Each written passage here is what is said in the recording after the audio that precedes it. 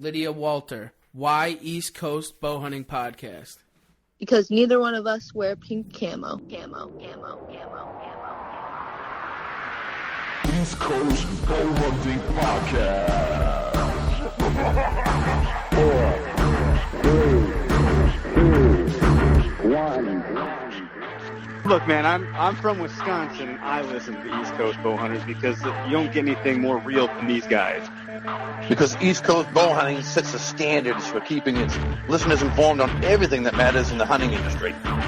It's nice having somebody, local and represent the East Coast boys. The East Coast is going to saddle up. Number one source for slaying whitetails on the East Coast. Well, you might see Jesus if you actually do something, it'll get you into heaven. Why East Coast? Why not? I'm East Coast, baby. That's how we roll. Chew on that.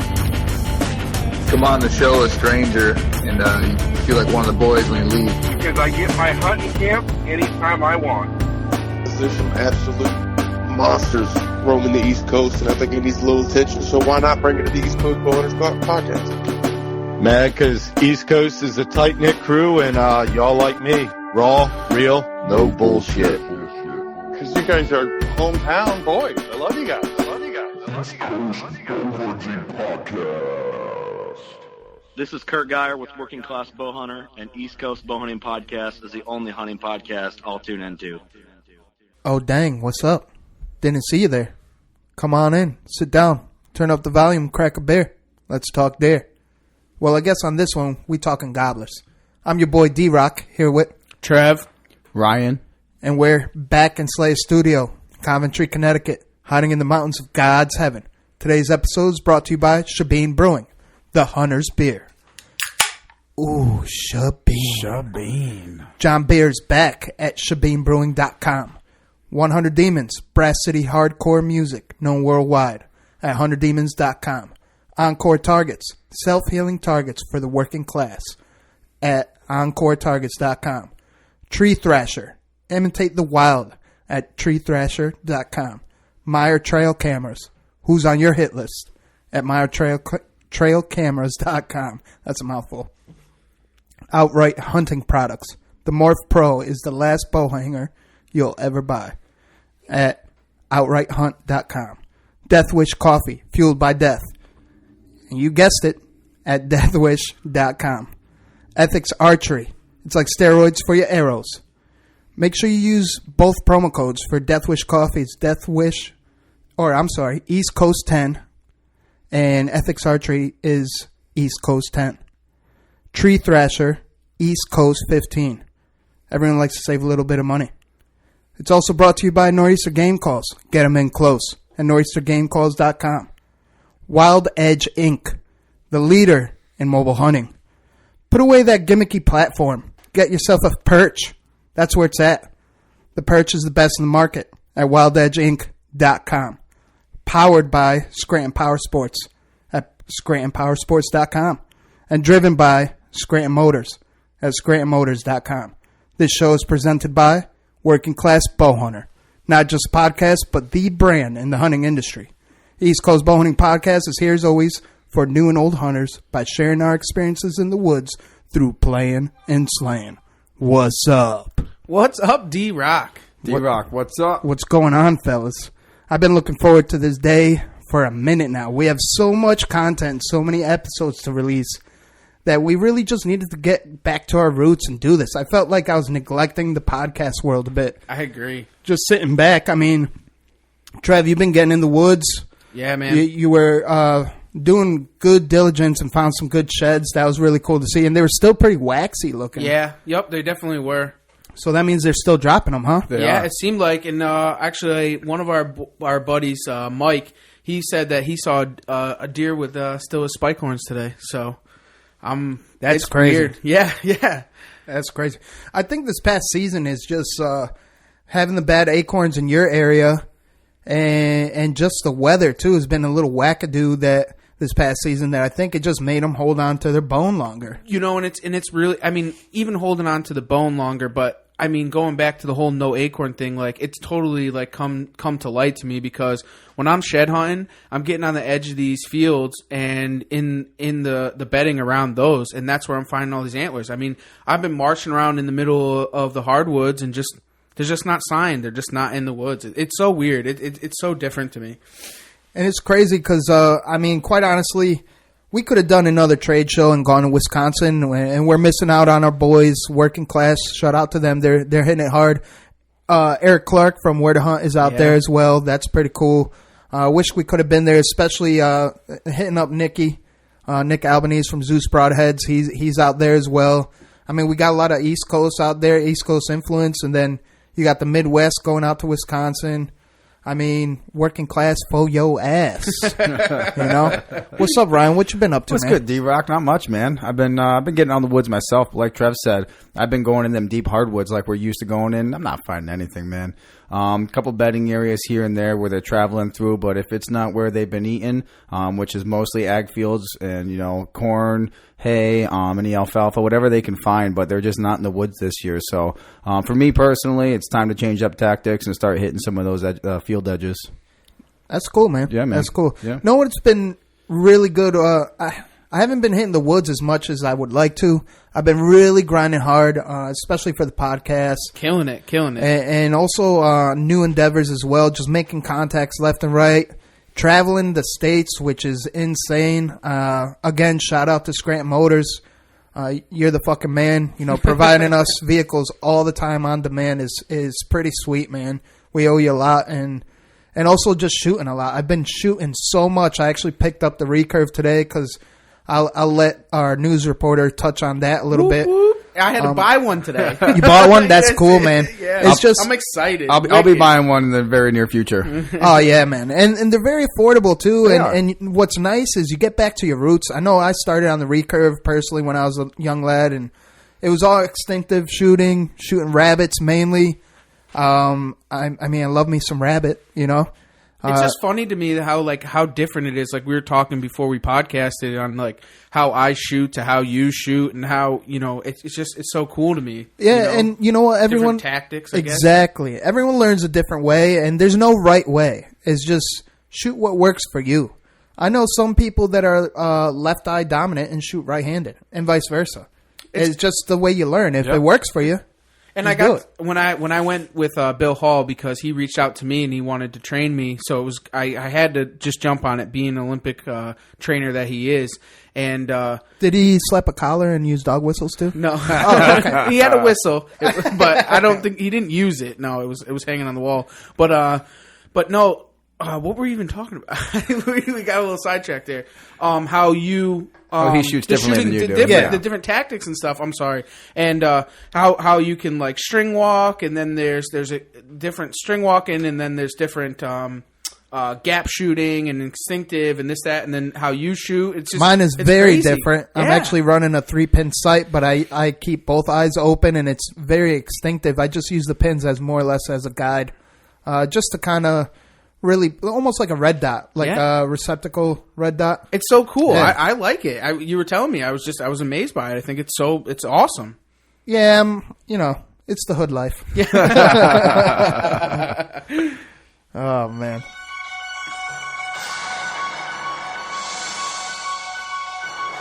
Welcome back, my fellow savages, to the weekly Whitetail News with Ryan the Pornstar. First things first, I'm going to tell you where you can find the East Coast crew on Sunday, April 28th. Again, don't forget that date, April 28th. We will be... What date?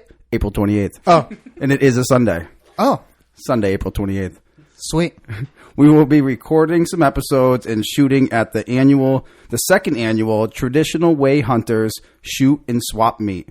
Now, this is put on by the Coscob Archers Club, so this shoot is just going to be cool. I know even just the title of it sounds freaking cool to me. It does. I like it.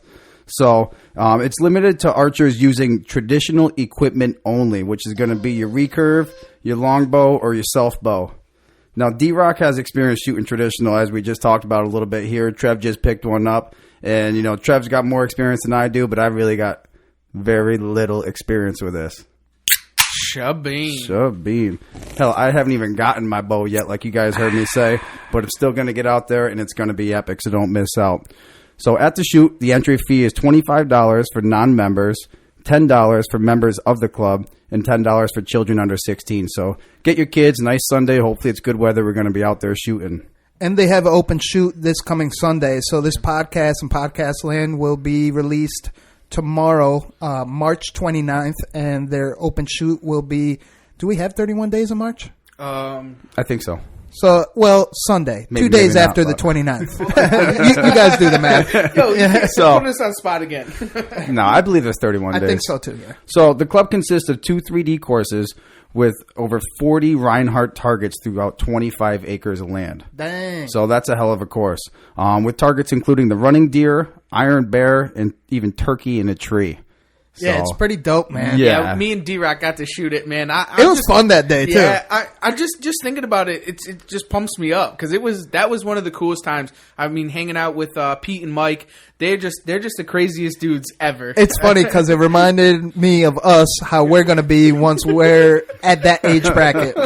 It's so true. I'll be nice at that age bracket. Yeah. he's like, watch this. He's pointing the other way, and then he's swinging around behind him. It was just, Yeah, it's so they do cool. some like stunt shooting Hell too. yeah. It's pretty on cool. their knees and backwards. It was cool. That's Yeah, awesome. It was definitely I can't something wait different. for it. So now before the shoot, and it's also included in your entry fee, there's a quick breakfast, then a barbecue lunch, some hamburgers, hot dogs, some drinks once you make it through the course. Now registration and shooting is from 8 a.m. to 11 a.m. with a swap meet following shortly after from 1 p.m. to 3 p.m.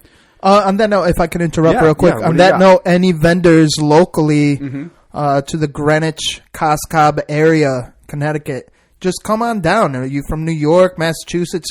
I know they even had some New Hampshire and Vermont people come up. New Jersey, Pennsylvania, Rhode Island, even Delaware. I mean, just come on. Come on up, and they're not charging a vendor fee at all. So if you got something to bring to the table at the swap meet, do it.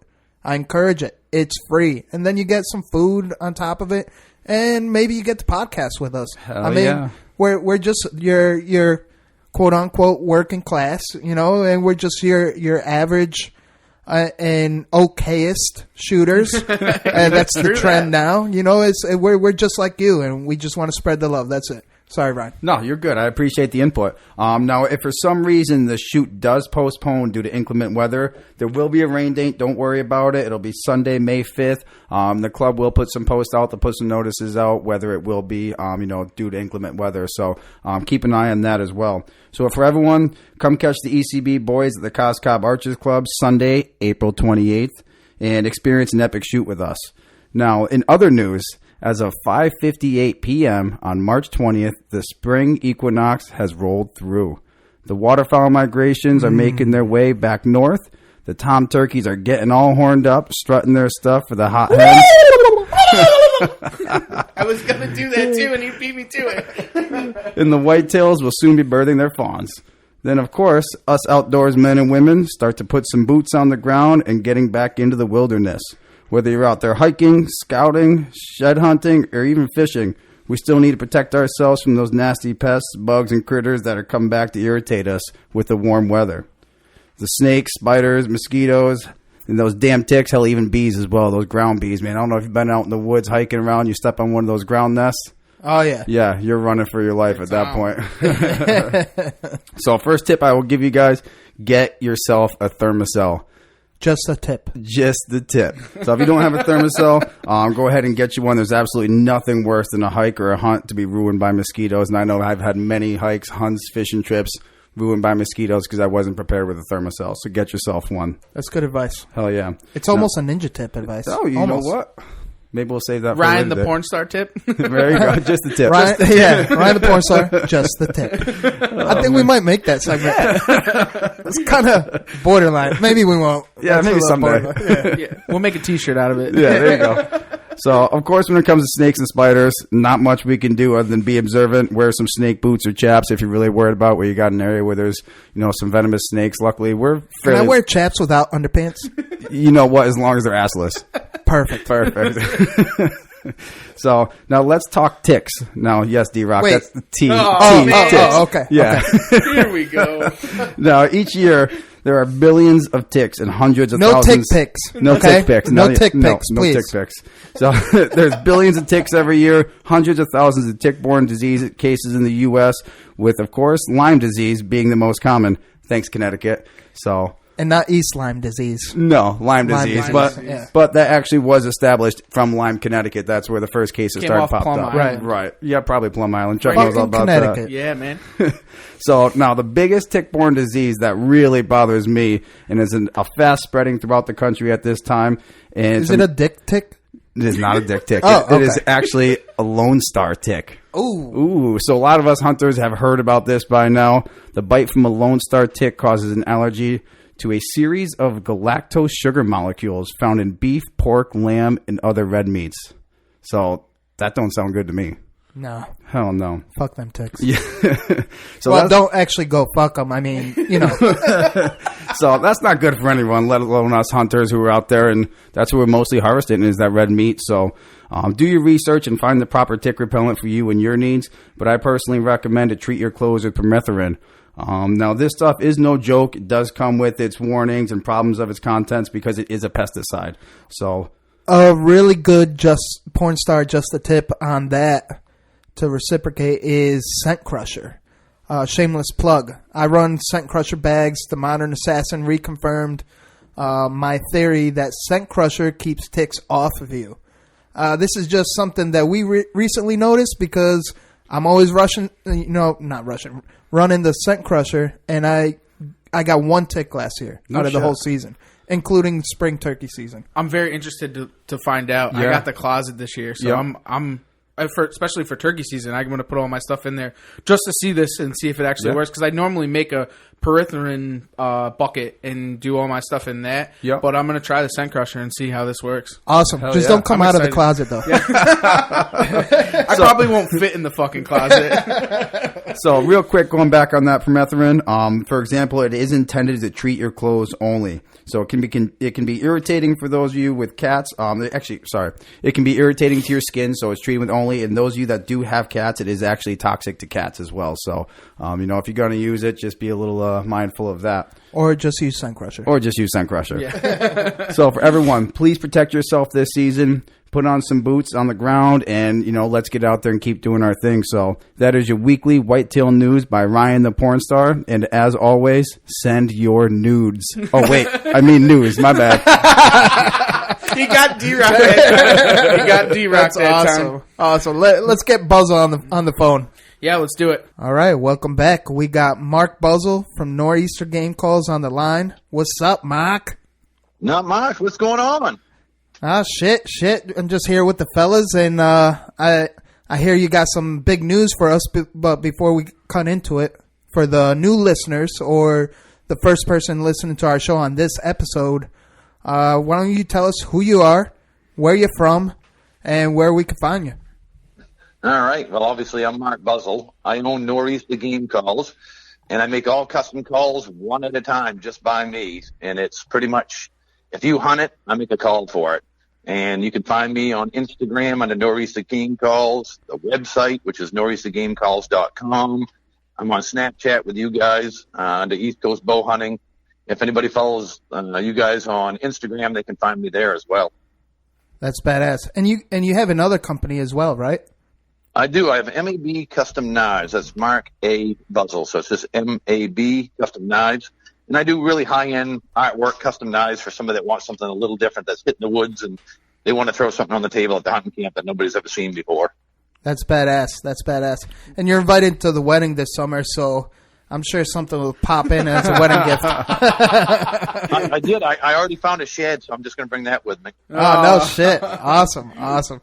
So where do you reside? Just to paint the picture for the listener out there. So this way they know that you're... I reside right in Carmel, Maine. Cool. And it's basically in the middle of Maine. It's probably an hour and a half north of our capital. We have all 4 seasons where we have, spring, summer, fall. Up here we usually say we got 9 months of winter and 3 months of rough sledding.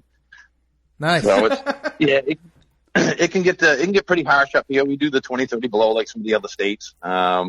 We average anywhere from 3 to 5 feet of snow here. But our hunting seasons are really good. So, you know, we've got a pretty healthy deer population still. Our turkeys are exploding. And pretty much everything else is really good. The lobsters?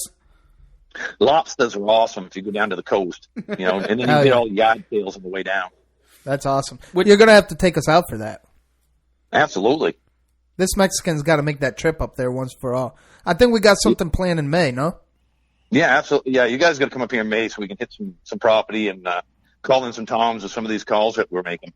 Hell yeah. And maybe hit up the waters as well. Absolutely. Yeah, no, I'm going to do a lot of fishing and get that out of the way. We've got a lot of nice cold water fishing up here. So we've got brook trout and salmon and togue and brown trout, rainbow trout, bass. You know, it's really that's what's nice about Maine. You've got pretty much everything. You just have to hunker down in the winter and tough it out so you can get to the good stuff. Like pout fishing?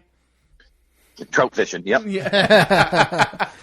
Nice. And we'll use the ECB Blood Series fishing hooks. I'm joking. Fishing rod. Believe it or not, I do use red hooks, but that is a But badass idea. We actually go pout fishing, and you know he's trying to make a joke, but we do go pout fishing. Yeah. But it's called one pout. Keyword trying. Cool, man. And just to paint the picture for our listeners from our end is your I can't quite remember. It's crazy how many episodes we blasted out. You're either the first or the second sponsor ever of the show. If you're not the first, it's Shabine Brewing. And, you know, we're a bunch of dimwits. We're always drinking beer, so. Yeah, no, I always hear you. That's why I've got one sitting here, but I can't, you know, I'll say Shabine. You ready? Yeah. Shabine. Yeah. Hell yeah, Mark. From Mark Buzzell. That's awesome. Thanks, Mark. You're welcome. So yeah, let's start from the beginning. This way, so we get a really good idea for the first time listener listen to this episode. What got you into the woods, and what did you start hunting with? Well, I mean, it started really young. My brothers are 4 and 5 years older than me, so I was kind of on my own a lot. We lived in a pretty heavily wooded area in Old Town, but it was all game preserve, so no rifles, no hunting there. But you know, that's for everybody else but me. So I started with one of the little Red Ryder BB guns, the one cock, you know, hold 500 rounds. Oh yeah, and you know, Ryan likes the one cock.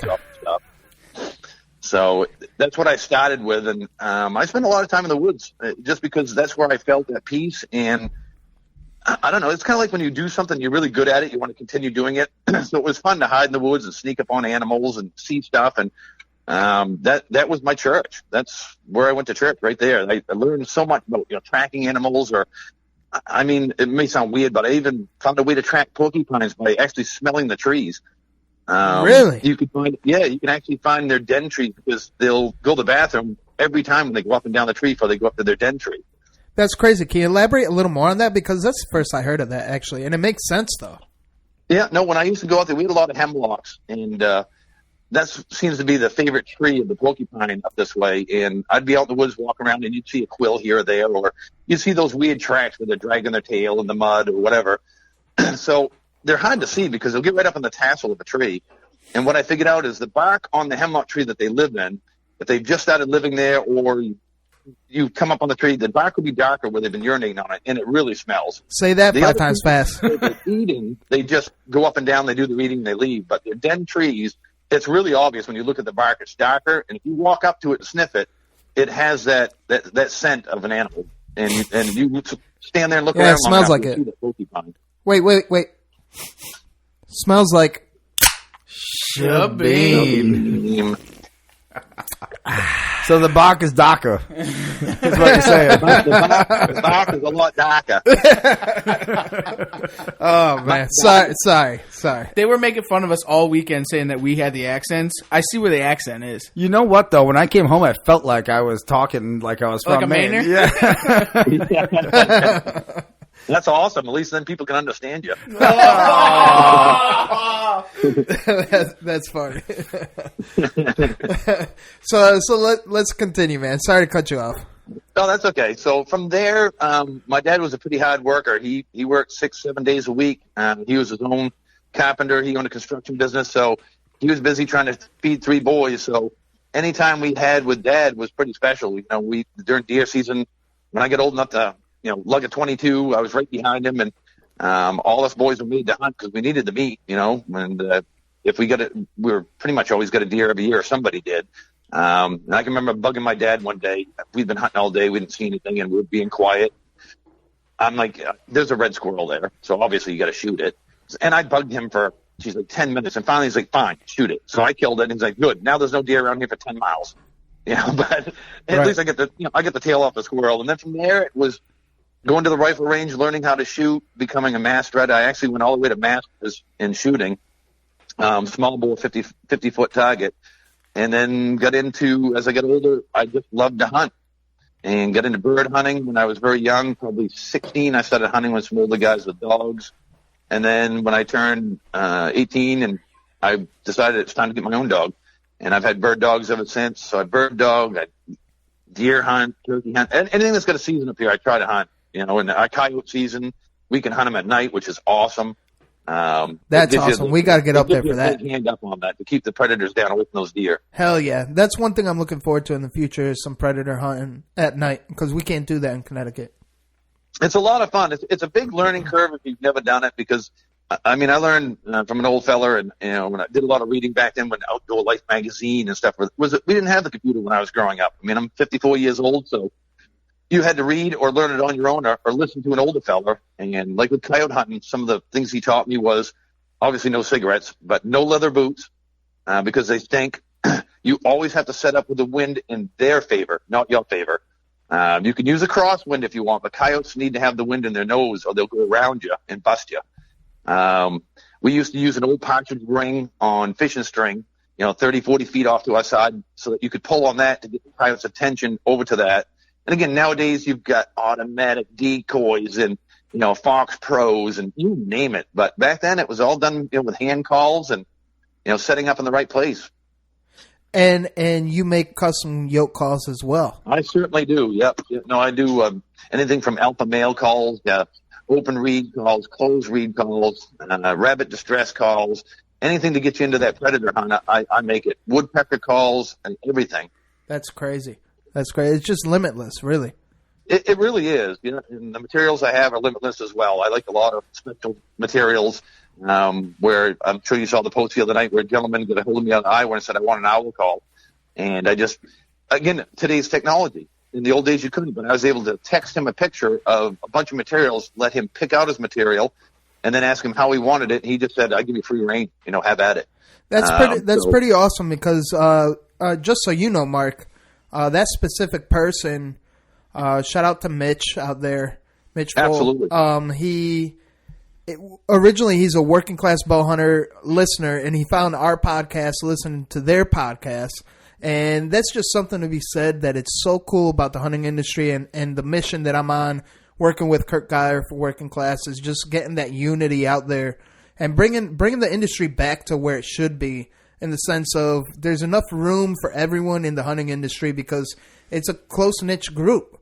And we should be a lot bigger than we are right now. It will come. It's still in its infancy. Back in the day, like I said, it was always handshakes and then acquaintances. That's the only way you could do that. So it's a very small network. Right, and I'm bringing that handshake back, though. East Coast Bow Hunting Podcast is bringing that handshake back.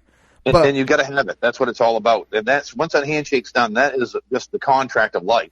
And like I said, I learned a long time ago, a man only has one thing for sale, and that's his integrity. And if he wants to sell it, you buy it. Exactly. Because you don't want to deal with that person. Right. Shit. That's how we have our business friendship or business agreement between you and I, Trev and you, Ryan and you as well. It's all based on the handshake, and believe it or not, you and Trev have known each other for quite some time. And Trev and I started out with just text messaging back and forth with him, trying to get on my pro staff. And I was pretty full at the time and a little disappointed with a lot of my pro staff members that don't do as much as they should. So I was very leery, and he stayed on me, and I liked him. And, the more conversations we had, I could just tell that, he does live it and breathe it. And it was time to test him. And when it came down to it, I sent a few calls down. I'm like, we'll see what happens. I got some pictures. And then I literally sent him down my personal goose and duck call right off my landing. And you did. That's a truth. They're already proven and trialed right out in the field, and he went to town with it. So you guys essentially you guys kissed already then. Yeah. No. Yeah. Oh, okay. I thought you took it to the next level because that was your personal call. So you guys put. It was my personal call, but I wiped the spit out of it. Oh, okay. All right. Then you guys didn't kiss if you wiped. It's him and Ryan have that intimate. They had the candlelight dinner. That's right. Candlelit dinner, and I never sent a formal thank you to Mark through the mail. I was supposed to send him a little card, but I never did. So or a special video. Special video. Well, this coming year, if you guys come down to deer camp, Mark, I'll have something for you. How's that? I'll repay the favor. Oh my God! I'm afraid. So yeah, let's get back on track. Sorry about that. Where Shabin isn't talking yet, but it's definitely being an influence. I think we're just excited to all be back together and in relaxation and a serious, awesome podcast. See, it is. I mean, so much has happened since deer camp. It's crazy, between Trevor and I bumping heads and talking about stuff, and D-Rock and I spending time on the phone. I have no idea why Ryan doesn't get involved, but he's probably in his PJs. But we basically have always bumped ideas off each other, and it's amazing where we're at with the news that's coming up on this podcast about what we're coming out with and how much more is to come. That's awesome. I'm glad you bring that up. You know what? Let's dive right into it. I think that's perfect time to just dive right into it. What you got for us, Mark?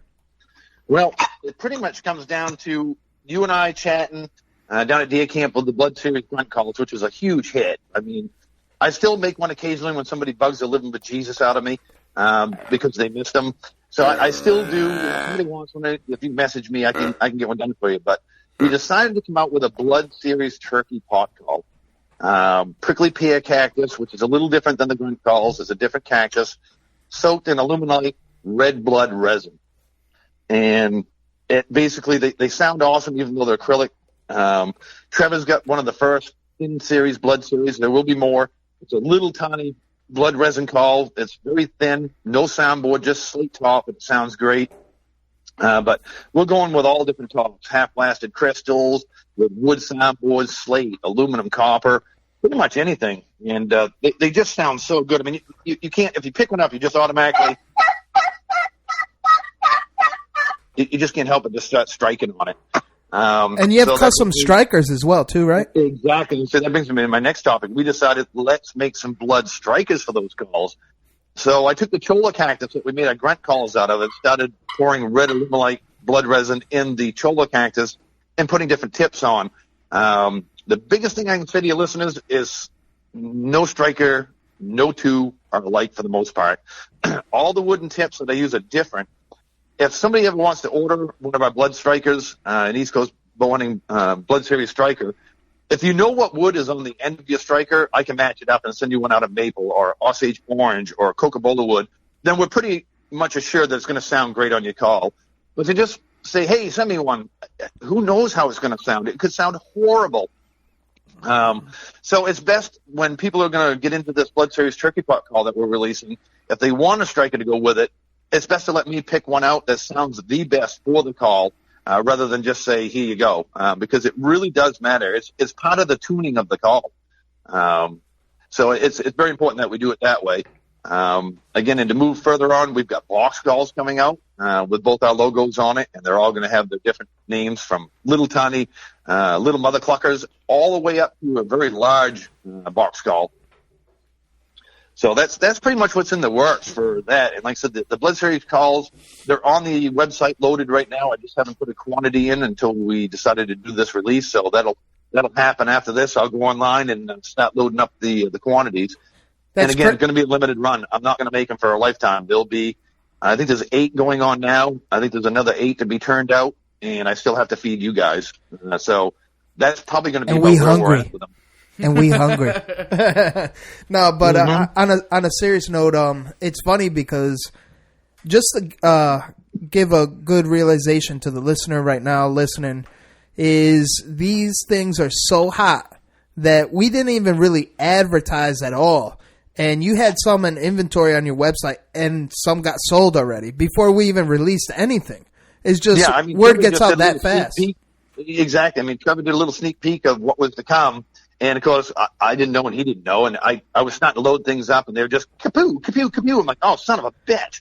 I mean, they just... They sold themselves. again, they're one at a time. You know, they take up to 2 hours to manufacture from start to finish. So, where I'm just working in the shop at night, I can't turn out 15 to 20 of them in a row. Each one of them is touched by me from start to finish. So, there's no CNC machines. It's a lathe and a tool, and that's it. We know all about that, Mark. Yeah, actually, let's take a little break, and why don't you break it down for everyone out there? What you experienced firsthand having Trev and Ryan help you out at the trade show up by your way. Hang on a second, D-Rock. Shubby. Oh, I'm going to second that. I'm going to second that for the hospitality. Shubby. It was probably the hardest I've worked in my life babysitting somebody. You're a liar.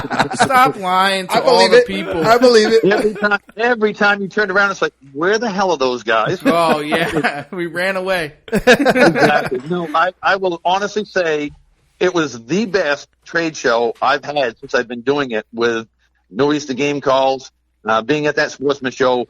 And I have to put a lot of the thank you on Trev and Ryan and Chip, my other pro staff member, for hanging right with the calls and just blowing the place up to the point where you guys all know what happened to one of the vendors screaming across at us saying, "Get down, I can't even talk over here." Well, then go to a different trade show and sell your lures. You know, it's the way it is. And we would have people come all the way across that hall and say, "I heard you," all the way down the other end. And it reminded me I needed to pick up a turkey call. And we had some of the Blood Series calls there to show them off, and we sold a few there to my folks at a local to get them ready for the release. And I think we sold somewhere between the 60 and 68 call range while we were there. Jeez Louise. So you could almost say that your calls called to them. Yeah. Yeah, absolutely. I mean, having Ryan and Trevor and Chip just hailing on the duck calls and the goose calls and the turkey calls and the crow calls and the coyote calls. I mean, it just catches people's attention no matter where they are in the hall. They can either bitch about it or they come and see what's going on. The best was they would bitch about it, and then they were still there to buy a call. Exactly. So it was fantastic. I mean, the amount of money that exchanged hands and the networking that we did there and letting everybody know that I'm hooked up with East Coast bow hunting. That's what this logo is. That's what we're talking about. That's where these guys are from. Normally I'll do 20 to maybe 35 to 40 calls at a really good show, and my count was pretty close to anywhere between 62 and 68 calls flew out of there. Awesome. That's insane. I mean, I brought a whole handful of, like Predator calls, and I'm like, I don't need all these. I only sell usually 4 or 5. I think we sold like 18 rabbit distress calls. Oh, the kids loved those things. Yeah, the kids man. definitely loved them. Yep. Yeah, exactly. And the little squirrel calls and. Yeah, we actually sold out of those all except for the really high-end ones that I make just for somebody that wants to be weird and have, hippo ivory or giraffe bone. If they love squirrels that much. Yeah. But no, it's that high-end piece for the guy that shops out of the LL Bean catalog. Right. Got to cater to all the Mexicans out there. He wears everything to the hunting camp. I mean, there was something else that was kind of amazing with all the calls that we sold. There was one kid, and there was a ton of kids that came up, but this one kid, he only had $20, and he wanted a turkey pot call because he wanted to get in a turkey hunt, and he was going to start this year, and he was there. I kicked in a little bit of money, another guide, Andrew, and you discounted down the call so we can get this kid a custom call in his hand, and his first call is a custom call. And then over the night, what happened, Mark? Well, the guy that was kicking in the extra money ended up getting a hold of us and saying, please try and locate this guy and post everything, and I'll give him a free guided youth hunt for turkey. That's awesome. Which is fantastic. I feel like an idiot right now because I can't think of his guide's name now. And it was Andrew. Yes, Andrew, but I'm drawing a blank on his guide service. Foul something guide service. Oh, thank God. Yeah, foul weather. Yeah, foul weather. Yep. And the funny thing is, the little kid that was there, he was there because he ties flies, and he had a little booth selling them in another booth, selling his custom flies that he ties. How old was this kid? He was probably, 10 to 12 anyways? Yeah, somewhere there. Probably, I would guess 12. And now he's got a guided hunt from Foul Weather Guide Service because of everybody just standing there from Trevor kicking in and him listening to this young fella. Because it is very important that we get these young guys into it. If we don't, we all disappear. That's awesome. And it ties us back to the whole reason why we started this podcast is for new and old hunters, just to get them in the woods. Yeah, you know? and I agree. And Trevor and I kind of talked about it while we're up there, and I think it wouldn't be a bad idea at some point in time on this podcast. I want to donate a call, striker, a box call, deer grunt. I don't care what it is. We'll let the kids write into why they want my call, why they want you to donate it to them so that they can get out into the woods. And you guys pick the story you want, and we'll donate it. That's badass. Awesome. Yeah, that's Thank awesome. you, Mark. Hell yeah. Hell yeah. You heard it here first. It's better than going to Walmart and picking up a plastic call. I mean, let's get them where? a real custom call in their hand. Going where? Walmart. Oh, Walmart. We love Walmart here at East Coast. I don't mind you loving Walmart as long as you ain't picking up any calls in there. If you do, you and I are going to have issues. No. Well, that's going back to what you said. A lot of people do go to Walmart and they get their calls, and it's something that I noticed with being up at that trade show. Definitely was that when they go to Walmart and then they come up and they use a regular pot call, they don't even know how to use it or how to control it or whatever. You know, that it's totally different, and that's something that I definitely want to get across to everybody. When you have a custom call is not what you're getting in the store, and it's something that you have to play around with. And Mark, what do you do for your customers that buy the calls? If it's somebody that let's say it's a mail order, I'll literally pick that call up and play with it for a while, and I'll actually mark spots on the call. And then let them know that this is where I feel the sweet spots are on this call, and I want you to try there. If I'm meeting them in person, like you saw, we need to actually hand train them because the calls they pick up at the box stores they sound okay, but they sound okay no matter where you strike on them. Where my calls will sound really great here, awesome right here, and freaking incredible over on this side. So you can go from a little hand, little Jake, big Tom. You cannot do that on a store-bought call unless you're getting a custom call. That's awesome. And shout out to Stephen Clark out of Virginia for buying the first Blood Series turkey pot call. That's the truth. The first ECB Blood Series turkey pot call, he just kind of swooped right in, and he's been waiting though. He's been asking. He's been asking since Harrisburg because he wanted. He missed out on. There's a term for that. It's called sniping. Well, he missed out on the grunt call, and he really wanted one. So we're like, don't worry, something else is coming down the pipe. And then he saw me post up on my striker, and he's like, I got to hear that thing. So that's why the video all actually started. It was because he wanted to hear it. And he didn't waste no time. Check the website, and of course, I was unloading the quantity, and he snuck in there and kapow! Nice. And so Steven, I know you're listening, man, and thank you for all the support and spreading the good word and spreading the love. I did score your bear, and your bear skull is in Trev's possession. He's going to hook it up in the manner he knows best. So you're getting hooked up, buddy. That's awesome. Yeah, we're going to whiten it up for him and get it all nice so we can ship it back to him. Yeah, and it is amazing to see where we're going with this. Where I mean, like you said, here goes an owl call headed out to Iowa, and he knows to text me the pictures of what he's doing, and we're going to be, pretty much nationwide. The whole U.S. is going to have East Coast bow hunting and northeastern game calls out there. And what I want you guys to understand is when these pictures come in, that makes us a part of that hunt. Exactly. And absolutely. You can't do that any other way. It wouldn't have happened without us. And to have those folks take the time to take the pictures and to send them, it's pretty exhilarating to know that my call did that I handmade. And it happened because I met you guys and we got together to push these calls around the U.S., not just locally. And something that goes kind of unsaid when we do these episodes and we talk about this and we bring this out to everybody is that what do you offer for your customers who buy those calls? It's lifetime warranted. Yes, it is. Yeah, 100% lifetime warranted.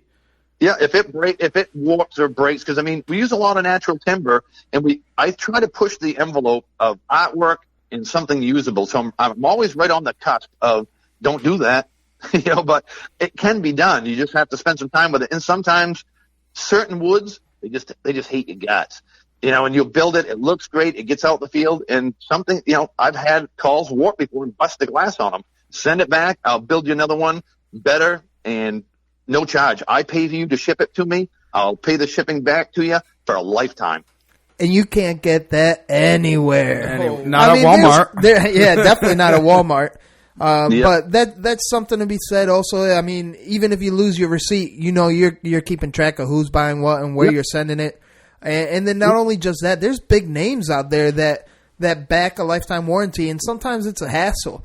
And I'm not going to put out names out there because that's not what we're about. But what we are about is spreading that good word and spreading the love. And Nor'easter Game Calls does just that, is lifetime warranty. You can't, out of a custom call. So we've had friends, just to give an example, we've had friends that are brutes and they play with their call a little too much, if you ask me.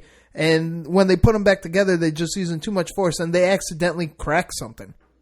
And you go ahead and fix it for them. You know? I don't care what it is, why it happened. I mean, I've had turkey calls show back up here that had crystal on them that you can tell they got sat on. Oh yeah. But I don't care. I'll fix it. You know, and a lot of times with glass, there's no fixing it. When I glue those on, that's it. It'll just be shard. So I literally have to build a call from scratch again. But that's part of the deal. You know, I've got a customer for life, and he's going to tell his buddies, man, I sat on that thing and cracked it. I didn't really tell him I sat on it, but look, I got a brand new call. You know, but that's part of it. You know, you can't always. I hate to go back to this, but that's how I got into this call business. Is I bought an $80 duck call from a very large box store that has over 700 locations, and I paid $80 for it. I paid the overnight shipping for duck season because I was all excited to get it, and it finally showed up, award-winning acrylic duck call, and I actually have it in my hand right now. So it came in the mail. I got it out of the box, and I blew on it, and this is what you get.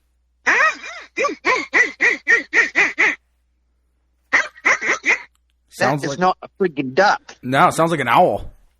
No kidding. So I'm like, okay, well, I'm doing something wrong. So now I'm going to put a little back pressure on it. So it sounds like a Zippy dog. the duck. Yeah, it's barking now.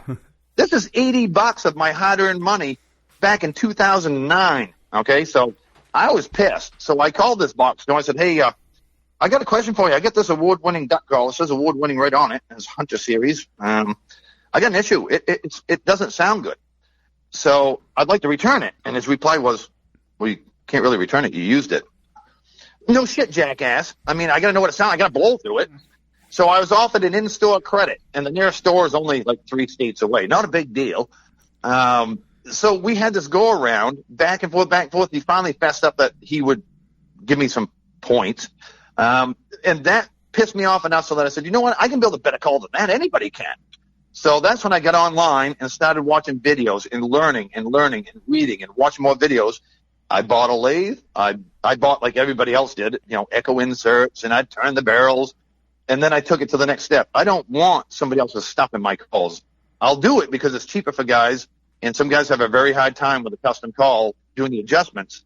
But mine are made from scratch now. I make my own tone boards, my own reeds, my wedges. Everything is done from scratch. And each call is a little different sounding because I hand tune every single one of them. But you won't get one that sounds like that in the mail, I promise. Can you give us an example of how your duck call sounds? Do you have something close by? Oh, I bet I can find one for you. Yeah, well, that was the disappointing thing of having somebody on the other end of the phone telling you that, well, you used it. Right. Right. Yes, I did. It's like, no shit, I got to try it out. That's why I bought it. I'll grab a couple of them so you can hear a couple different tone boards from single reed to double reed and so forth. So here's just a double reed.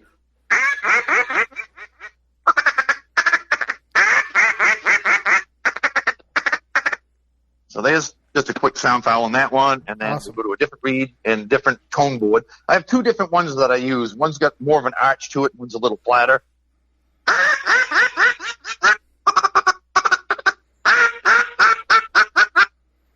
So it sounds a little weird in the cement jungle, but there's a couple different tones for you, and you can go very raspy as well. If I sand the board down a little more and bend the reed and shorten it.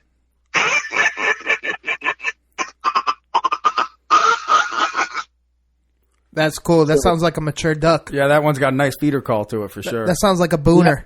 Yeah. That thing's got like 4 curls on it. Yeah. So yeah, you can really change the sound of these. and it's really amazing as I got into it and making my own tone boards, how a human hair, well, pretty much a human hair removal of wood can ruin a call or make it incredible. So that's how small a balancer is as you're doing that. That's why you see a lot of guys, you hand sand them very lightly, and then you keep checking them and keep checking them. And you kind of get a feel for it and what it's doing. And again, I'm working with a call that does not have a broken reed. There's a big difference as that reed breaks in, it gets softer and more flexible. I've got to tune that so that I'm aware that that's coming. And I have no problem loading it up with spit because, again, I need that call to work for the guy that just, had a big slurp out of his soda. Right. Or some dip in his mouth. Exactly. And that does happen. So you've got to take all those variables into account that when you build this, who is this person that's going to be blowing on it? You don't know. So you try to tune them so that there's a big variance, but they sound awesome no matter what happens. That's awesome. Make them easy to get apart, make them easy to clean. But again, when you get into the goose calls, as Trevor and Ryan were saying, you just touch that reed and move it to human hair. Well, now we don't have a goose call. It's not making any noise. So again, that's that custom call. You can take mine apart and retune them and adjust them. You just don't be scared of it. If you take it apart and work on it and you're like, just play with it. You'll get that sound back. I mark all my reeds and all my tone boards with a pen so you know where to start from. Nice. So everyone's on edge of their seat. At least I know I am. Let's hear them turkey pot calls. The ECB Blood Series turkey pot calls. I've got one right in my hand now. This one is half blasted crystal with a wood soundboard.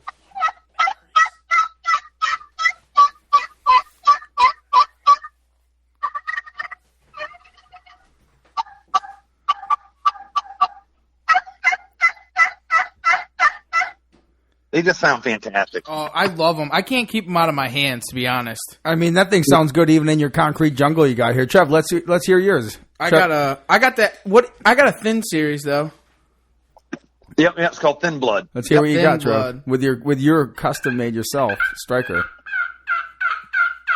Just sounds awesome. They really do. It's amazing. They sound that good even over the phone. And I'm bouncing it off concrete walls. So when you take them outside, you're like, holy, that sounds good.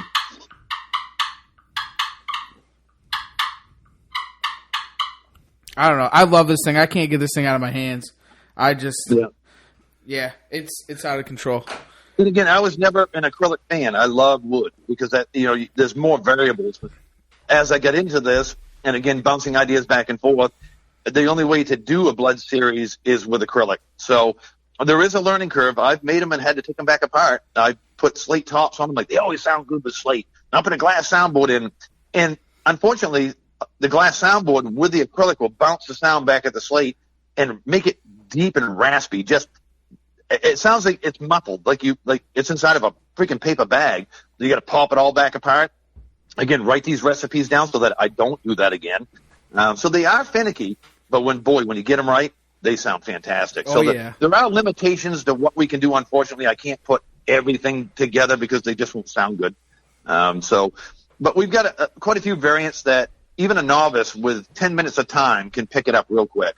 Yeah, I mean, we were teaching little kids, 6, 7-year-old kids to do it. How fast they can pick it up. Yeah. I mean, as long as you have the right wood to the right material, you can definitely make that thing sound amazing. And I mean, to reiterate that is that let Mark, if you're going to go with these custom calls, custom striker, custom calls, let Mark pick it out. He's the one that can play with these. He knows these calls inside and out. Let him pick that custom striker wood to your material on your call. Yeah, because Mark lays the wood down very well. He's really good at picking the right wood. Yep. So let's transition off of that, which is huge news.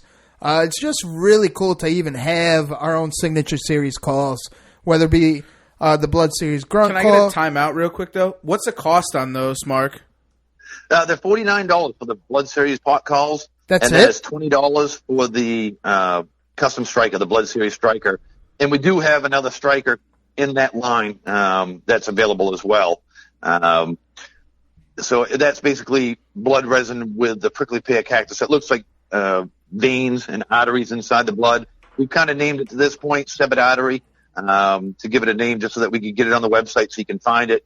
It's just a nasty looking striker in the sunlight. You hold up the sun and look through it, you're like, holy jeez. It's just right full of arteries. That's awesome. I mean, it's limitless what you're creating, and it's all brought to you by Nor'easter Game Calls at nor'eastergamecalls.com. ECB Blood Series, East Coast Bow Hunting Podcast Blood Series. Exactly. Yep. So let's transition off of that because there's much more. You not only are there the Blood Series pot calls, turkey pot calls, but there's also more. Can you enlighten us? On the other pot call? Or on the box calls? On the box calls. Box calls, we're going to have an array of different box calls. And our logos are stamped right on them on the top. It's all laser etched. I did improve my laser at the shop. I've got a great big laser setup so that, it's done with quality. And pretty much all of these box calls, I hand tune every one of them. And then, of course, our little secret is we do put a vial of chalk inside the call, which nobody's doing, so that you don't get out in the field, forget your chalk in the truck, and your paddle stops working. You're screwed. Not with an East Coast bow hunting box call. It's not going to happen because Nor'easter Game Calls decided to drill it out and put this little vial. It's probably like a 1 ounce vial, if that, not even. And I fill it up with the blue chalk so that it just pulls out of the call. It's got a little plastic cap. You can tap on it, dump it on the paddle, rub it on with your finger. You are back in business. Stick the chalk back in the call. So you'll never be without that chalk when that paddle stops working. And these things they are awesome.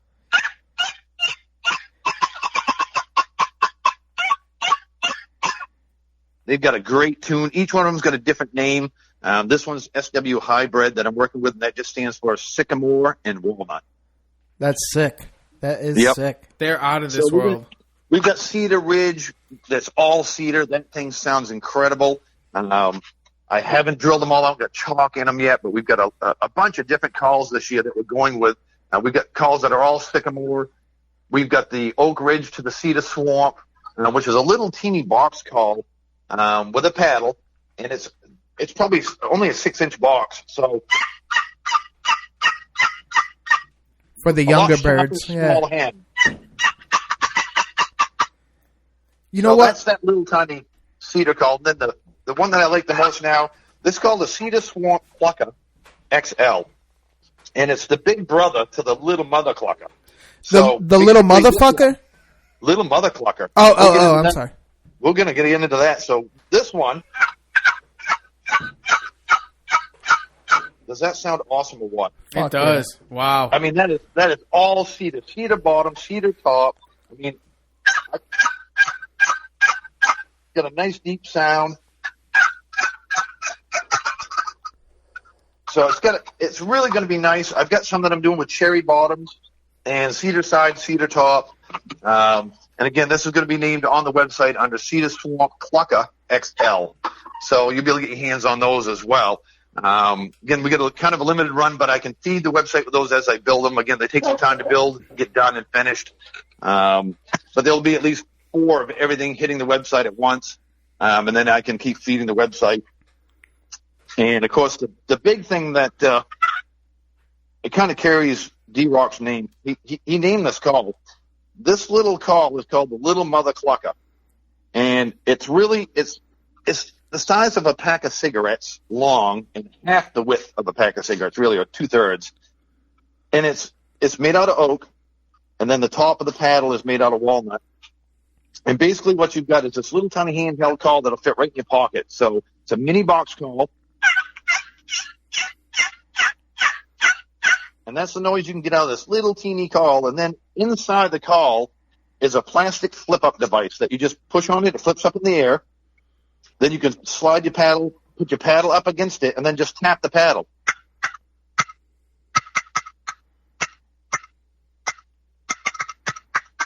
So now you get your clucks.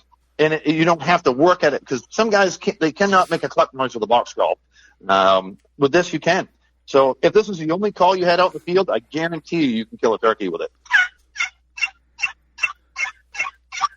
Hard to believe you can get that much sound out of a little teeny call and then flip it up. You've got your clucks. And those are going to be $20 on the website. Bean. And I think they're just going to fly off the shelf because, again, everybody should have one of those as a backup in their pocket. I mean, again, not everybody loves pot calls. That's why we do both. We do pot calls and box calls. But this little guy, everybody should have one in their pocket. They are laser etched with your logo right on the face of it, and right underneath that logo, it says "Little Mother Clucker." Hell yeah! And everyone's got $20. Yeah, I mean, and a shipping. I wish I could build them cheaper and get them out there cheaper, but it's almost impossible these days. $20 is like $5 now. Pretty much. Yep. Especially for a little mother clucker. Yeah. So that's what I pay myself to build it. $5. Hell yeah. Hell yeah. And they're just really impressive looking. It's this cute little thing that you're like, well, what's this going to do? And quite honestly, you sent us a little array of inventory for the Connecticut show to push your calls, and that's the first thing we sold out of. I mean, yeah, as soon as a turkey hunter gets his hands on one of those and he uses it, he or she, they just shake their head and go, "You got to be kidding me!" I mean, I've got to have one of these. Hell yeah! So they just grab one, and it's really a piece of the toolbox that you hunt with that you should always have. Again, it'll fit in the glove box, it'll fit in your shirt pocket. I bet it doesn't. I've never weighed it, but I bet it isn't more than like, I don't know, maybe 4 ounces, 5 ounces at the most. At the most, yeah, people in the hood can relate to that weight. Yeah, yeah, exactly. It's about 4 or 5 ounces. That's illegal in Connecticut, though, right? Oh. I mean, it's bag. Yeah. I got lost in translation. But to bring it back, like even Scott McGregor got called in. Shout out to the fucking man. Like, sorry, Tony Smith, you're the original, the fucking man from Working Class Bowhunter out there in Midwest. But Scott McGregor, he at the Connecticut show, he's the one that hooked East Coast Bowhunting Podcast up with some tickets for the main event, the main fight at Mohegan Sun. The dude got kicked in the dick. Yeah, he did. Fucking dick kick. But anyways, Scott McGregor got called in by the Little Mother Clucker. You know? Yep. It's just crazy. Amazing? It really is. He found us that way. And that's what I mean. Is this call, it packs a punch for a little itty bitty thing. It has its own sound that a box call, big size, little size, cannot make. It's right in between a small box call and a big box call, and the sound has its own sound where anybody that's used a box call all their life, when they hear this go off, they have to go look to see what it is because they've never heard that sound before. It's a sound you want. Oh, I want it. And you need it. And you'll get it. When you get it in close. Yeah, get them in close at Northeastern Game Calls. That's right. So I'm basically, I definitely have a care package coming up. I've been so busy in the shop running around in circles, and Ethan's been helping me as well. He's learning the laser and taking a lot of pressure off of me by laser cutting all these calls and putting the logos on them so that I can stay working on the lathe or, putting the finish code on the calls. So you guys will all have an array of everything that's there so that you can have it in the field so that we can show people. We're just not talking about it. They actually work, So I want to see these pictures, and I want to show people that you can kill a turkey with this little mother clucker, or you can kill a turkey with, my SW hybrid box call. You can kill them with a Blood Series turkey pot call. That they're all hand-tuned. They're going to do the job better than anything you can purchase in a box store. But what happens if you send in a picture of you with the call and a kill? And that's something that, I was discussing with the guys that I want all these pictures brought in. What I'm going to do this year is every picture that comes into me, not only will I put it on the Northeastern Game Calls website under Northeastern Game Call hunting pics, they're going to go in a folder, and I'm just going to count them up. If there's 5, if there's 50, if there's 500, and then I'm going to go online and get the random number draw and let it pull a random draw, and then that person will be notified by email, and they can pick out any call I make. And it's free charge. Ship it down to them. That's fucking awesome. Whoa. And can I pick out the knife cabinet? No, what I want to really do a hard transition to, and I apologize for this, is because we really need to touch on this. It's just to give a glimpse of what's to come out of what you create, because you truly are an artist from Maine. Mark the artist. Mark. The 3D memories.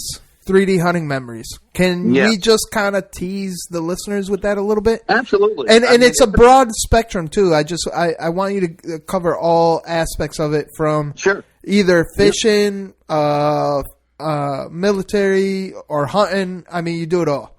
Exactly. What a 3D hunting memory is, and you can kind of check them out on my website. They're still very new. I'm still working out a few of the little kinks and flaws. They look great, but I need to polish them up a bit more. What it amounts to is working with this aluminite resin and really understanding the properties of it and how to work with it. Is if you decide to, let's say you're out hunting and you slay a nice doe.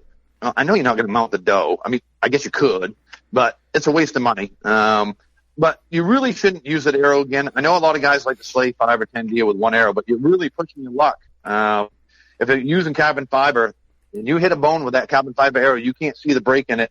You're gonna penetrate yourself. You're gonna leave a blood trail from the tree stand yourself. So what I want you to do is go on my website at northeastergamecalls.com. Look at the 3D hunting memory. It's an acrylic block. It's 1.5 inches by 1.5 inches by 6.5 inches long. And if you send me your arrow that you shot through a doe, I want the whole arrow. You can cut it in half and send it to me so it's smaller. I'm going to put your arrow back together so it's only about 4 inches, 5 inches long. I'm going to put a moss background down on the ground. I'm going to make a forest floor. Send me the information on where you were on a ridge, were there oak trees, were there hemlocks. I'll try and build the surroundings around your arrow. Leave the blood on it, leave the hair. If you got hair from that deer, send it to me. I'm going to put this all so it looks like that arrow is laying on the ground and just stop moving. And then I'm going to seal it in acrylic so that you can see it. You can rotate it around. You can set it on your desk. It looks like a perfect area of that arrow sitting there from the kill. If you want it laser engraved, I'll engrave when, where, what, up to 42 characters I can cut into that acrylic for you so that you can have a memory of a lifetime and not just set the arrow in the closet. And if you hunt with a rifle, we got you covered. Send me the brass. Send me the idea. Send me the deer here. I'll put blood in there, fake blood, obviously. And I'll laser engrave it where, when, what it weighed, what you shot. Turkey season, send me your turkey tag, send me some turkey feathers, send me your empty shotgun shell. I'll put it all into that acrylic and sprinkle some number 4 shot around and the turkey feathers inside your tag or laser engrave it. So it really is limitless. If you're fishing, send me a fishing lure. I'll set it up for you. It's a lot of fun, and it's a new way to save a memory that you used to get thrown in a drawer and then forgot about and then lost. When it's a very important piece of, the memory that we just kind of toss aside. Not even and what are you doing for? Sorry to cut you off, Yeah, Jeff, no, go. but what are you doing for my fiancée Sandra? Actually, just to give a broader spectrum of the. Yeah, you can, and like I said, it's something that I wouldn't get into a lot, but for you folks, obviously I did. But she went to a military funeral for her dad, and of course they had the 21 gun salute. So I've got the brass, I've got his service coin, and some other memorabilia from this and flowers and stuff. We're drying all that out, and that's going to be put in there as well with some of his remains inside this block so that she has it forever. So she'll have some of his ashes with the dirt from the area, his military coin, the brass from it. We'll get it engraved and get it all sealed for a lifetime. So like I said, it is limitless what you can do with it. And that's why it took so long to release this and talk about it, because I'm tired of people jumping on my coattails and I have to keep looking in the rearview mirror on why people are following me. So it is patent pending. It will be patented shortly, but right now it is patent pending, so it is protected, the process of doing it, so that if somebody out there is listening and said, I can do that, be careful, because I'm not going to be patient and I'm not going to be nice about it this time. I've had issues in the past with my logo and name being stolen, and I gave the guy a pass. It cost me a lot of money, and it won't happen. So that's why it took us so long to talk about this, because I needed to get it patent pending. It all started with Ethan shooting a doe in Herman. We discussed the arrow, and I kind of gave him an idea of what I wanted to do. And between he and I collaborating, he brought over an awful lot of crap supplies. I'm not sure. I didn't realize he had that much. I didn't realize he had that many craft supplies. We'll say they're his wives. Yeah. But we sat down together, and he showed me a little more about. He knew more about the arrow construction than I did. How they pop apart. Let's cut it here and put the knot back on, and cut this back and fill this, and then we learned the process in building the ground and how to get it in there. So he was instrumental in bringing my idea right into 3D, and from there I took it and ran with it, and it's been fantastic.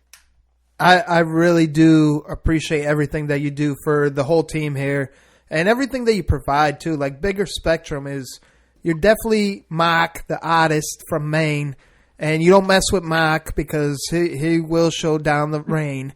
And but that being said, though, you really provide for a lot of people, and you really apply yourself. All joking aside, you're a true artist. You see it in your work, and then the fact that you offer lifetime warranty is great.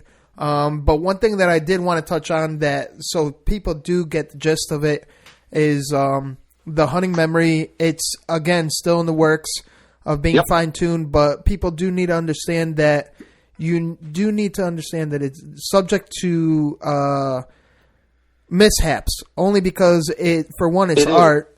Yeah, there is. When you get on the website, you'll see that I have a disclaimer on there and a form that you absolutely have to fill out and sign before I'll touch your product. It basically lets you know that this is a destructive process. Once I put your brass in there or your broadhead or your arrow or whatever you give me, if something, everything's going to look great when I'm done and I pour it, but then it goes in a pressure pot. I can't see it again until it's done. So if something happens, that's it. I won't charge you. You'll get something back. I'll make sure you get all your money back and a big apology. But this is a destructive process that we're all taking a chance on. I've not had an issue yet, but there is always a probability of something can happen. Correct. So people have to be aware of that it can happen. Again, it hasn't, and I've done quite a few of them. It's not a real expensive process. It's going to cost the person that sends me stuff $85 to have it cast, and then $25 if they want me to engrave it. And it'll come with a felt bottom put on it, all clear acrylic, so you can look in and see everything. Again, go on the website and check them out. They're pretty unique. They are.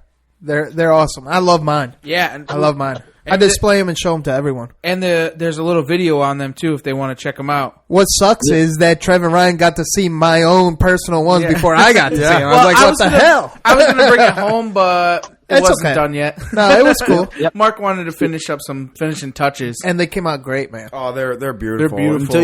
Until you actually see them. I mean, we're talking about them Even right the now. little mushrooms on the branch, the wooden branch. It's crazy, man. It's fucking awesome. It's mind-blowing. Like you said, mock the And honest. again, that was D-Rock telling me, well, there was mushrooms there, and I tried to put some mushrooms on the ground. I didn't really like it much, so I put little mushrooms. I mean, those are real mushrooms. They're just dried, and I put them right onto the little piece of maple tree that's in the block, and got his deer hair from the deer under the arrow, and you know, it does. It kind of reminds you of the surroundings we were. So the more you can tell me about where you were, again, it's a very small area for me to work in, but I can put little tiny subtle hints so that it really lightens it up. Like you said, the mushrooms you're looking at, you're like, no kidding, that's cool. We're gonna call you Papa Smurf. But yeah, the video is pretty cool. I'll have. I think Trevor, you still get it on your phone. I hope. Yes, I do. Yep. You can go ahead and upload that to Instagram whenever you're ready, and then I'll grab it from Instagram and get it onto my website as well. All right. And they'll give people a good insight to what it is. And again, looking at a video, that's one dimensional. Once they're in your hand, it's pretty spectacular. That's awesome. Yeah, I love them. I think they're the greatest things in the world. Yeah. And like I said, right now we're just working a few little kinks out. They get little tiny, really small ripples here and there, and maybe a scratch here or there that we're working on trying to get them out of there. Mark, guess what? You know what time it is? It's Ninja Tip of the Day. Hell yeah. Hell yeah. What you got for us, brother? Let's see. If I had to come up with anything that I think would be cool is, I hate to say it, but cover scent. You know, I do have my own line of cover scent. And again, I'm a big rifle hunter. You guys just got me back into bow hunting. Of course, me being smarty pants thinking, it's not a big deal. You know, I'm a smoker. I can just walk out and, no. You got to get these deer so friggin' close when you bow hunt. It's ridiculous. I only needed them within 200 yards when I was slaying them. This is a different scenario that everybody, when you get out of the truck, even if you're not a smoker, or you are, whatever, don't smoke in the truck, obviously, going to the tree stand. But anyways, when you get out of the truck, have some cover scent. I prefer it to be mine. Mine works great. You can spray it on your bow. It doesn't leave any residue. It'll kill all your scent. You've got to really do that. Spray your shoes down, especially your boots and stuff, and head your way in. If you have some doe urine, which I carry as well, spray that on your way and make a trail on the way in. But cover scent is super important. And again, a lot of times I'm trucking in with a friggin' stand on my back. You know, so you're starting to perspire. So I bring that cover scent right with me, and I hit myself again with it because I just didn't realize how important it is and how much those deer can smell. In bow hunting, you got to get them in close, and cover scent's probably a number one thing to remember to do. And that's really cool that you offer that. And I neglected to actually touch on that because what'd you do for the Modern Assassin down in Maryland? He basically got a hold of some of my cover scent, and he did a test on it that I never would. I basically tested it on extreme armpit smells, smoke smells. I mean, stuff that just deer can pick up on. Because human scent, you can't really smell it ourselves, but I had it down to a good formula, and he got his hands on a bottle of it, and he decided to test it with my doe urine. I mean, everybody knows what doe urine smells like. I mean, that stuff is strong. So he decided he was playing with it and realized it didn't leave a residue, which everybody else's does because they used the wrong, basically the wrong recipe. So you spray it on your camera or you spray it on your boat, you get these freaking white spots left over. And that's irritating because it doesn't rub off that easy. You got to really rewash everything. With mine, you spray it on and it just disappears. You swear to God it's water. And he kind of thought it was. So he sprayed the doe pee down with it, and he gave it just a few minutes and then went over to the doe pee and realized it had actually broken the doe pee down that quick. And I'm sure if you heard the episode, he kind of wishes he hadn't smelt it again because it was breaking it down fast. And he's a true believer. He's actually played with it, and he knows that stuff works. Hell yeah. That's awesome.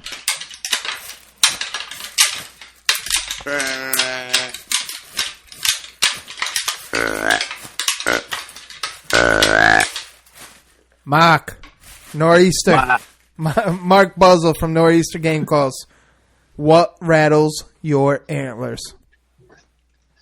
Oh, boy, when it comes to the probably unethical hunters or pulling into my favorite spot and seeing trash on the ground. I mean, that you're on basically private property that people have opened up to us hunters. You pull in your park, you get out of your truck, and what do you see? A freaking can. Or a pack of smokes laying, an old empty pack of smokes, or a beer can laying on the ground. Come on, guys. I mean, that's how we get this shut down. Or somebody throws an old couch, at the end of the tote road. That just really rattles my antlers that people have so much disregard for somebody's property. Hashtag trash trophies. Yeah, exactly. shout out to the Sportsman Alliance group out there. There's this thing on social media, trash trophies. Reluctantly, I can't get away from it. But it's a great thing. Please continue, Mark. Did you see that edited to the end of my video? Oh yeah. Okay. Please continue, Mark. Sorry. Yeah, and probably the only other thing after I pick up their trash and throw it in my truck, I go down to realize somebody's in my stand or somebody's right in my area, knowing that's my stand. It's just so unethical. I mean, I understand. I've gotten in somebody's stand before, knowing that they're not there. Knowing that they only hunt this day, and I've been told that by them. But to literally just walk around and basically follow that person and use their information and basically hop right up in your stand like it's been theirs forever. And then when you talk to them, it's, well, I've been hunting here for 30 years. It's like, well, okay, I understand that, but I'm going to kick the stand out from underneath you. So, don't mess with East Coast. Yeah. So Those no, you can hunt off the ground, but it's pretty remarkable where people will set up stands right within seeing distance of you, once they know that you're in a good area. So that kind of rattles my antlers, that there's plenty of room for everybody. Do a little more of your own scouting. Quit relying on the others. You'll get treated a lot better, and you'll be respected a lot more. Just give us 100 yards. I'm good with 100 yards to 200 yards. Set right up. I'm happy for you. But, yeah, to actually go right in and set up on somebody else's time that they use scouting to find the area, to get in there, to hunt it, to get permission. And a lot of times these guys don't even know the landowner. They don't have a clue who they are. They just know that you park there, so they can too. Yeah, don't do it. Don't mess with Mark. Don't mess with me. So, Mark, we're wrapping it up now, and we really appreciate everything that you provide, not just for the podcast and ourselves, but for everyone out there across the nation. I mean, you've definitely helped out everyone. Everyone that reaches out to you, you have something unique to bring to the table, and everything's personalized. You cater to their needs, and it's just something that needs to be more recognized, and we commend you, man. And yeah, I really appreciate it. Like I said, you guys have drugged me in with you, where I got in on the ground floor with you. We've been in contact on almost a daily basis, bouncing ideas and doing stuff. And like I said, I'm so thankful for it. So that's why I treat every one of my customers that they're my only one customer.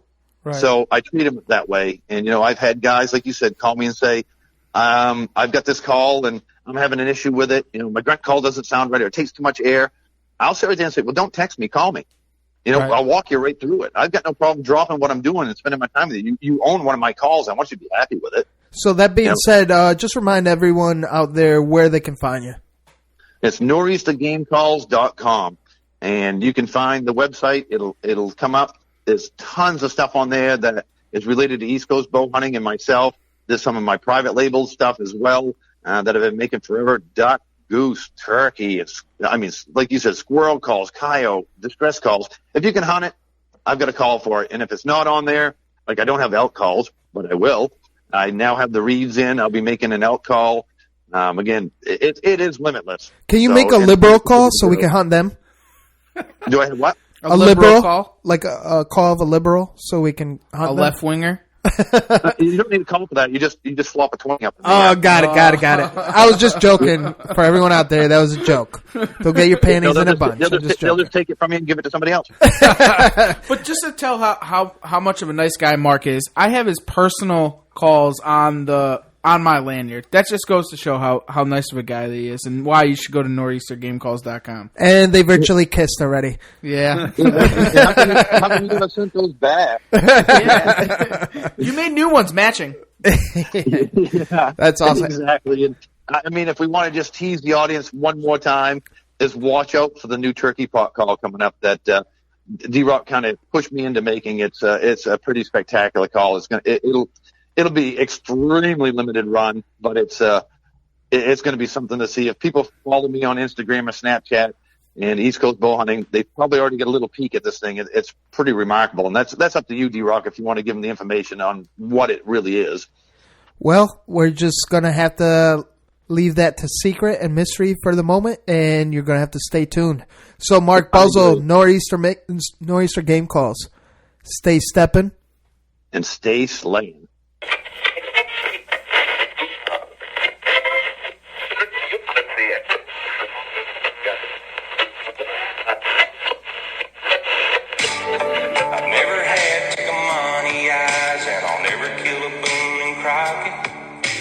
Try to let a few doors walk, but that freezer runs low, I gotta stock it.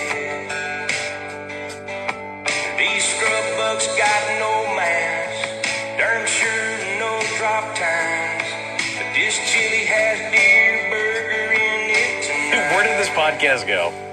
Straight to hell. Yeah, speaking of hell, check out East Coast Bow Hunting Podcast. We keep it real on the East Coast. First of all, I'm addicted to the show. I like that. That's cool. Hot, you live it, you breathe it. It's a whole different world. Just East Coast has a little bit more of an edge and a grind. It's a fantastic thing. You guys are fucking awesome. Well, number one is you guys like beer. I want to feel like I'm hanging with the boys. You're the guys that showed up. But I actually saw Jesus. The point where it is now where it's insane. Let's get the fuck out of here. I just want to get the realest people possible in the industry. And you just got to piss people off. You're not doing it right. Nothing forced. All fucking natural.